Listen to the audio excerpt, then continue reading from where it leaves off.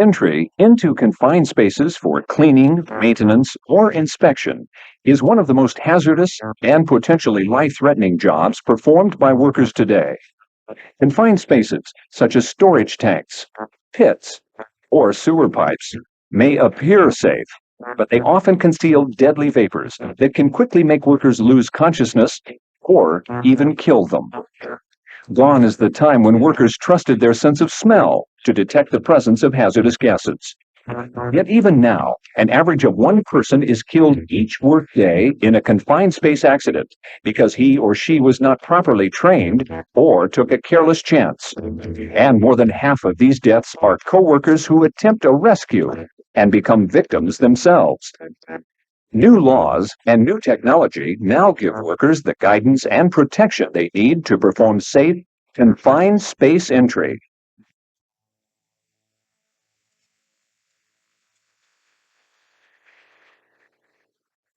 In this program, we will define permit confined space, explain confined space hazards, explain preparations for entry, demonstrate how to safely work in permit confined spaces, and describe procedures for special work situations. A permit confined space can be defined as an area with limited means of entry and exit that is not designed for continuous human occupancy and contains known or potential hazards. A few examples of permit confined spaces include storage tanks, pits, silos, vats, boilers, ducts, vaults, sewers, utility tunnels, ship holds, and crawl spaces. Structures with open tops, such as trenches or diked areas, may also be dangerous confined spaces because hazardous gases may be trapped at the bottom. Written permits and checklists allow employers to document each confined space entry. Confined spaces that are not hazardous at one entry may become hazardous before the next entry. The confined space entry permit identifies all conditions in the confined space that must be evaluated and controlled to ensure a safe working environment. The safety checklist is part of the entry permit and outlines the means for workers to protect themselves from the hazards listed in the permit when they work in a permit confined space. Entry permits and safety checklists should be developed by qualified safety professionals who are authorized by the employer to certify every confined space in the workplace that could be hazardous. The types of confined space hazards fall into two categories: atmospheric and physical.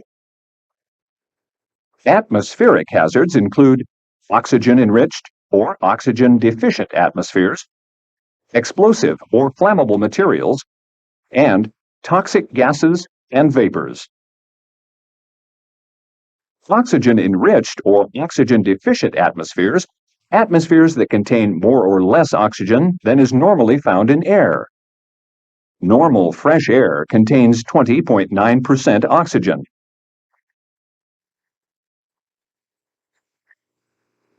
Air that contains more than 22% oxygen is an extreme fire and explosion hazard because oxygen intensifies combustion.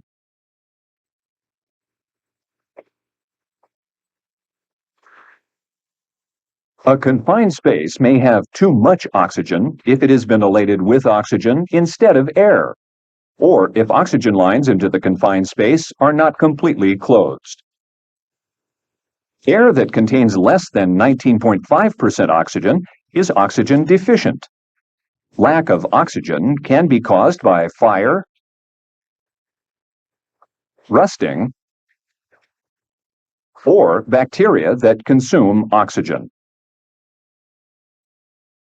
Explosive or flammable materials, such as methane gas, are also found in confined spaces. If a source of ignition is present, such as a spark, an explosion or fire may result. Toxic gases and vapors are often found in confined spaces as residues from stored material or hazardous byproducts of chemical reactions.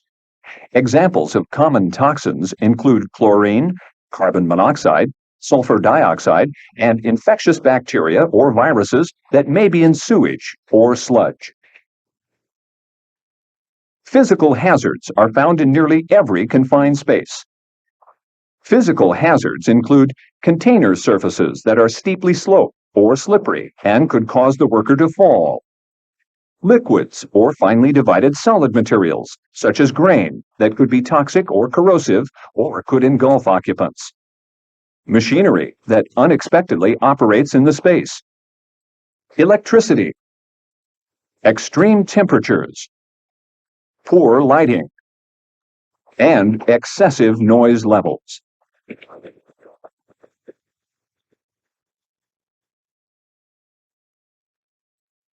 After locating the confined space and evaluating its potential hazards, workers must now make preparations for entry to measure and control the hazards.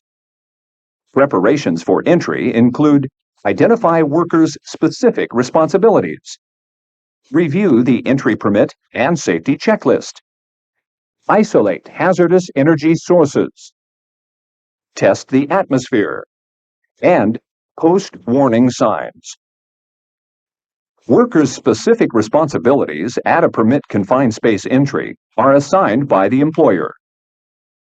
The authorized entrant is the person who enters the permit confined space to perform work. An authorized entrant is trained to recognize and deal with potential hazards, wear and operate the necessary protective equipment, and perform safe entry procedures. The safety attendant is stationed outside the permit confined space while work is in process. The safety attendant has the following responsibilities: maintain continuous contact with all workers in the space by voice, sight, radio, or speaker. Be able to recognize and monitor hazards inside and outside the confined space using appropriate monitoring equipment. And keep unauthorized persons from entering the confined space by posting signs and maintaining a continuous physical presence at the confined space. The safety attendant must order authorized entrants to evacuate the space immediately if the attendant determines that an uncontrolled hazard exists in the space, or observes that an authorized entrant shows some behavioral effects of hazard exposure, such as confusion or euphoria. Safety attendants must never enter the confined space. If an authorized entrant cannot be contacted or becomes disabled from toxic vapors or a fall, the safety attendant calls for rescue services and assists in rescue operations. During a rescue, the safety attendant will continue to monitor hazards in the space and warn unauthorized people to keep away. It is necessary to review the entry permit and safety checklist after the responsibilities of the authorized entrant and the safety attendant are recognized and understood. The entry permit and checklist are reviewed by the authorized entrant, safety attendant, or other authorized person. The checklist identifies the location and description of the confined space, the work to be performed, date and time of entry, potential hazards for this entry, such as toxic, flammable, or electric, special safety requirements for removing or controlling hazards, such as using respirators in a hazardous atmosphere,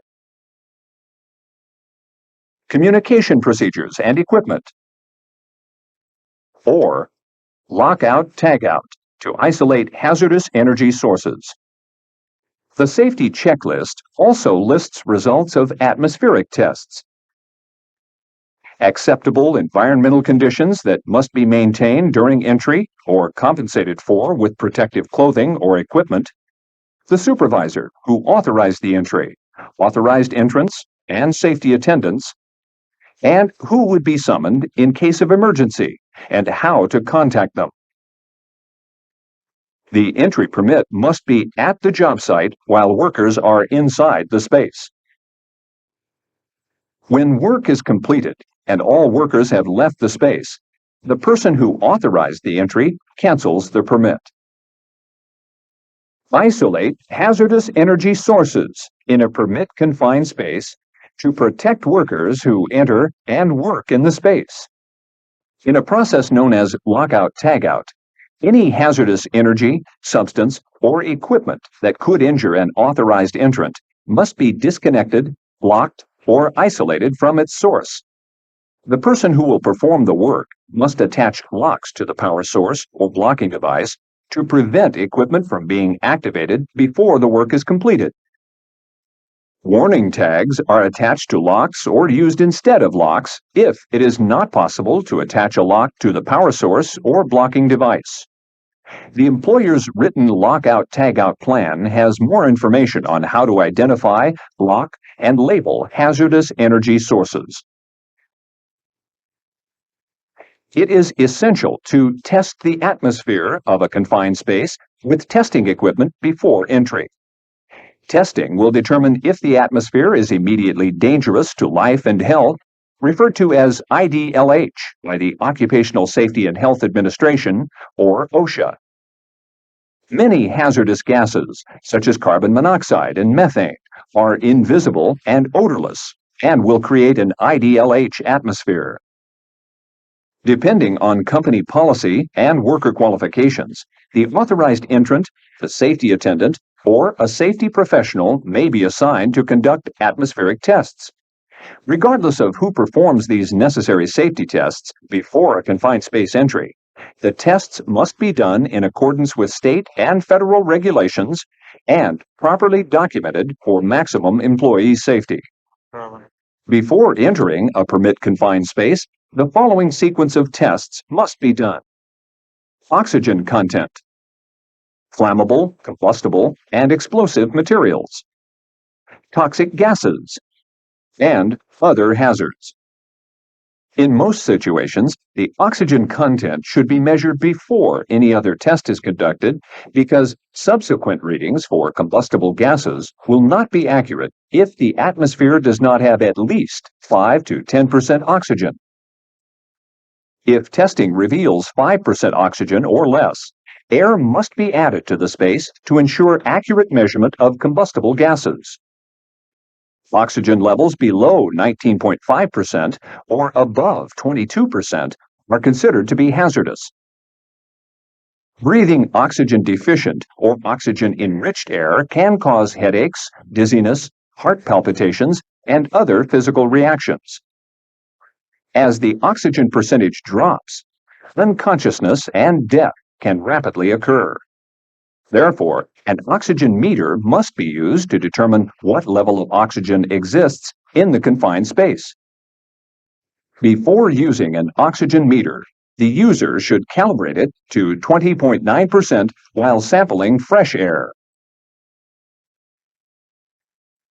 Flammable, combustible, and explosive materials must be evaluated before entry into a confined space. They may be in the form of solids, liquids, gases, vapors, or dust. These materials may also be toxic. For example, methane is a common flammable gas often found in confined spaces. Methane is colorless and odorless and requires atmospheric monitoring equipment to detect it. Measurement will detect the lower explosive limit, or LEL, of a gas or vapor. This is also called the lower flammable limit, or LFL. These limits are the lowest concentrations of the gas that can ignite. An atmosphere is considered to be an explosion hazard if it contains enough explosive gas to measure 10% or more of the gas's lower explosive limit. The measurement is conducted with a combustible gas indicator, or CGI. To ensure accurate readings, a separate oxygen meter must be used with a CGI if the CGI does not contain its own oxygen meter. Toxic gases inside a permit-confined space must also be measured.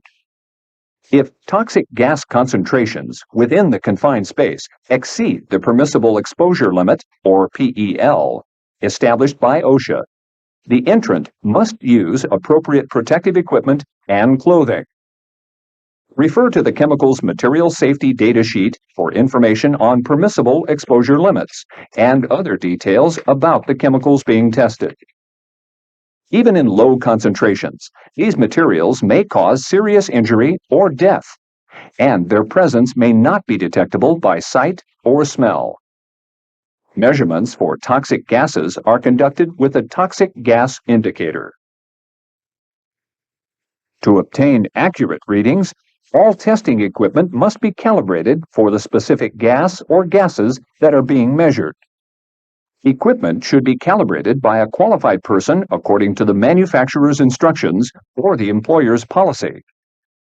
To test the atmosphere at different levels of a confined space, monitoring equipment must have an extension probe that can reach the deepest level of the space, or the equipment may be lowered into the space. If equipment is lowered, it must be able to store readings that will be evaluated when equipment is removed from the space. The atmosphere must be tested at the top of the confined space, where gases lighter than air will concentrate, in the middle, and at the bottom of the space, where gases heavier than air will settle. Other hazards must also be evaluated, depending on conditions in the permit confined space. Airborne combustible dust presents risks of explosion, breathing difficulties, and restricted vision. If it is not possible to see clearly for at least 5 feet into the confined space, the space should not be entered until dust settles sufficiently to allow adequate vision. Temperature extremes put the authorized entrant at risk of hypothermia or heat exhaustion. Temperature extremes in the space can be controlled by ventilating the space with warm or cool air and limiting time spent in the space. Hazardous noise levels in a confined space are caused by machinery outside the space or work performed inside the space. If noise levels, as measured by a sound level meter, exceed 85 decibels, averaged over 8 hours, OSHA requires that workers wear hearing protection. Warning signs should be posted near the permit confined space. Signs should identify hazards that may be present and warn unauthorized employees to keep away from the space. Barricades around the confined space may also be necessary to warn unauthorized personnel. When all necessary tests have been performed and the permit and checklist are completely filled out, the person who has the authority to approve entry signs the permit and checklist, and work may begin.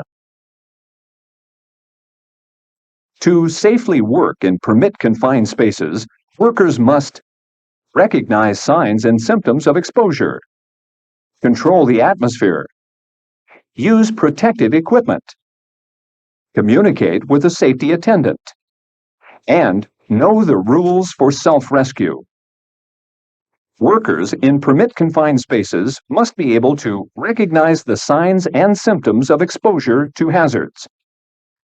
Atmospheric warning signs include extreme heat or cold and unexplained odors.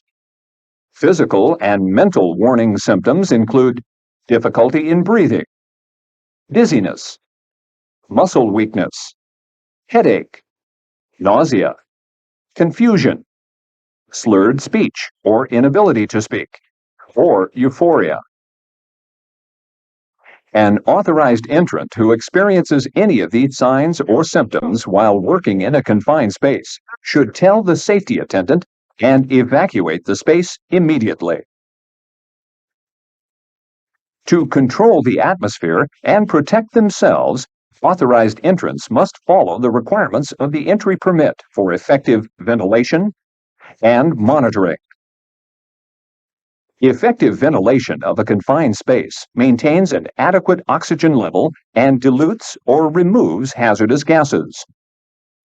Most confined space injuries and deaths are caused by a deadly atmosphere that results from improper and inadequate ventilation and lack of effective respiratory protection.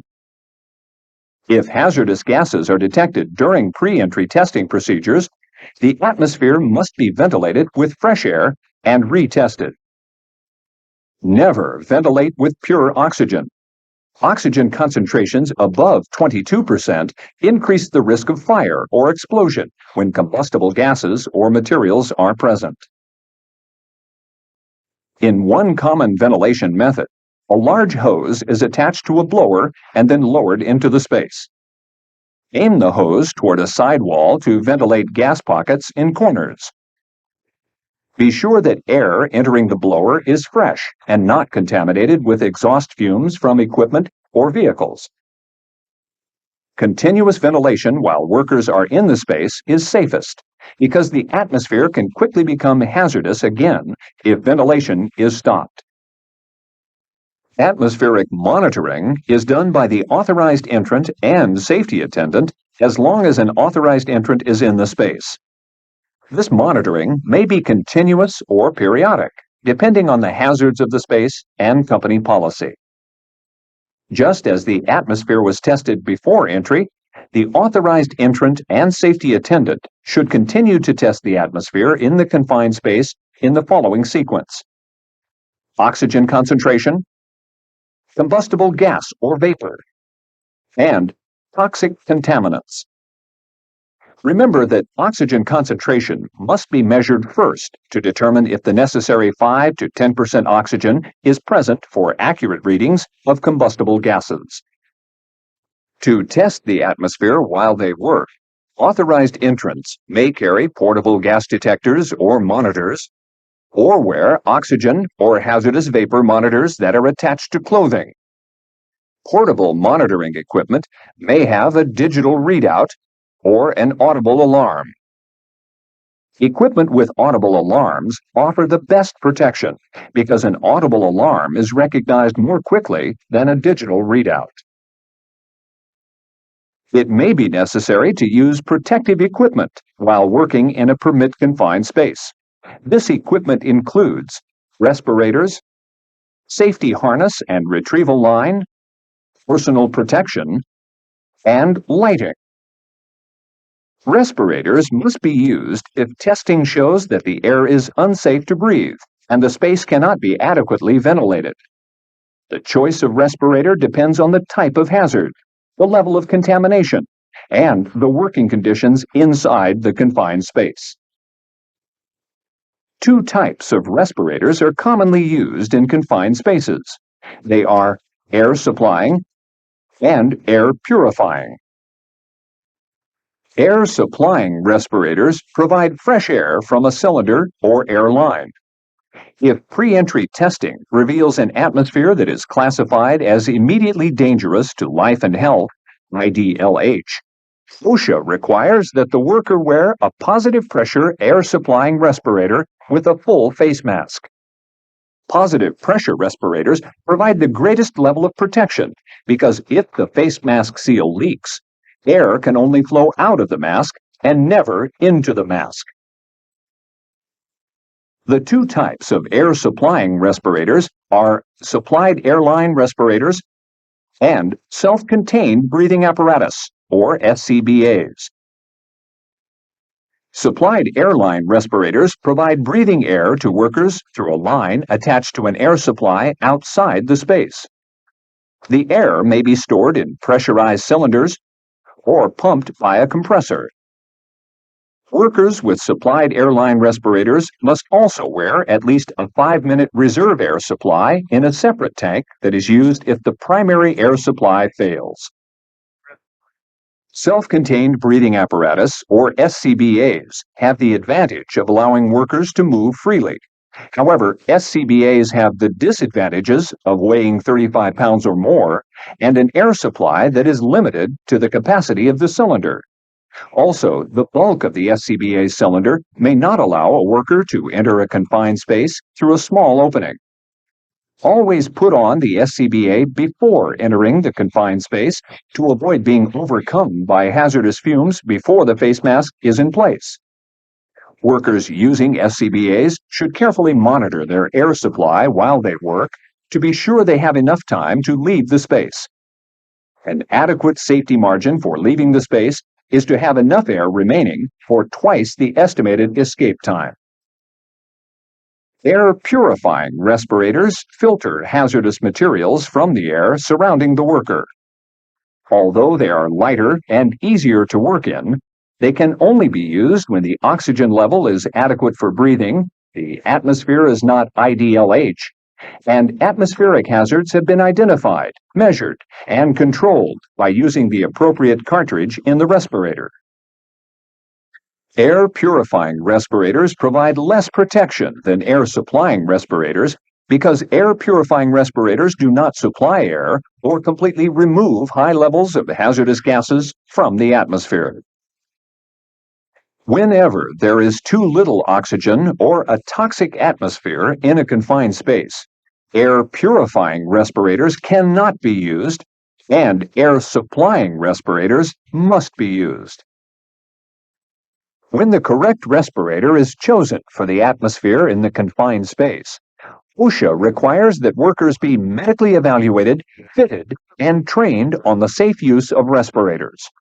Authorized entrants should not wear beards or sideburns because they may interfere with the exact fit of a face mask. In some permit confined spaces, a safety harness and retrieval line must be used to prevent falls and allow quick rescue of a disabled victim. When used, one end of the retrieval line is secured to a safety harness worn by the authorized entrant. The other end of the retrieval line is attached to either a mechanical lifting device, such as a tripod and winch, or an anchor point outside the confined space that can support the weight of a worker and equipment. All equipment must comply with regulations for their construction and use that are mandated by your state and federal OSHA. Personal protection may be necessary in confined spaces to protect workers from hazards that cannot be adequately controlled. When the atmosphere is toxic or corrosive, OSHA requires an authorized entrant to wear an encapsulating suit. A Level A encapsulating suit is worn when the greatest level of skin, respiratory, and eye protection is required. A Level A suit completely encloses the wearer's body and does not allow chemicals to penetrate the suit.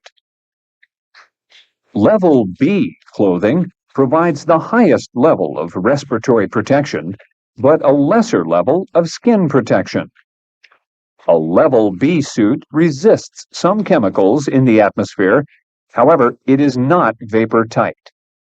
If testing shows that an encapsulating suit is not required, but the atmosphere could irritate the eyes and skin, the entrant may need to wear protective eyewear, coveralls, safety gloves, safety shoes, rubber boots, or a combination of these protective items, depending on the conditions in the confined space.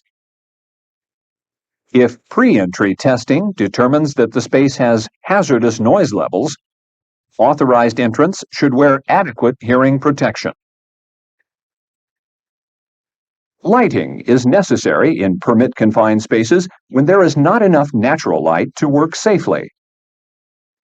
Depending on conditions inside the space and the type of work being done, the following lights may be used: handheld flashlights or lanterns, lights attached to a hard hat, or portable lights. Lighting equipment should be explosion-proof and protected with ground fault interrupters if they use an outside source of electricity. The authorized entrant must be able to communicate with the safety attendant at all times while the entrant is working in the permit confined space. If voice contact is impossible, use hand or rope signals or a radio. With a two-way radio, workers can notify the safety attendant immediately if they become injured or experience signs or symptoms of hazardous exposure. Speakers or spark-proof radios should be used in areas where explosion is a risk. Authorized entrants must know the rules for self-rescue. An authorized entrant must promptly leave the space if any of the following occurs. The safety attendant orders the authorized entrant to evacuate. A monitoring device indicates a hazardous atmosphere in the space. Or the authorized entrant believes there is danger from an atmospheric or physical hazard.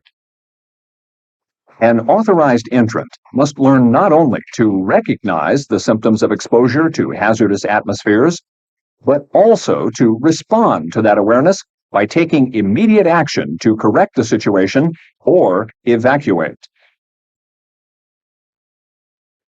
Special work situations in permit confined spaces include hot work and contractors. Hot work is any work inside a confined space that could provide a source of ignition in a flammable atmosphere. Hot work includes welding, riveting, cutting, burning, or heating. Hot work hazards and procedures for controlling them must be noted on the entry permit and safety checklist. Depending on company policy, a separate hot work permit may also be required. To reduce the risk of fire or explosion, fuel cylinders for welding or cutting must be left outside the confined space to eliminate potential for damage to the cylinder when moving through confined space openings. An authorized entrant should wear a welder's helmet for eye protection if welding or cutting work will be performed. To protect their lower legs and feet from hot materials or welding sparks, authorized entrants should wear leggings and safety boots. To protect the authorized entrant from hazardous gases caused by hot work, supplied air respirators, or SCBA, may need to be worn. Contractors may work in an employer's permit confined spaces. Contractors must be informed about confined space hazards, other workplace hazards, and the company's safety rules and emergency procedures. Contractors must observe the same rules for testing and working in confined spaces as employees must follow. Entering and working in permit confined spaces exposes you to a variety of dangers. You can protect yourself by recognizing a confined space and its potential hazards and following approved procedures for confined space entry. To control these hazards, you must always test the atmosphere and block any hazardous energy sources. Ventilate and monitor the atmosphere while you work, and use personal protective equipment and clothing when necessary. It's your job to protect yourself and your coworkers by knowing the hazards and following the rules for confined space entry.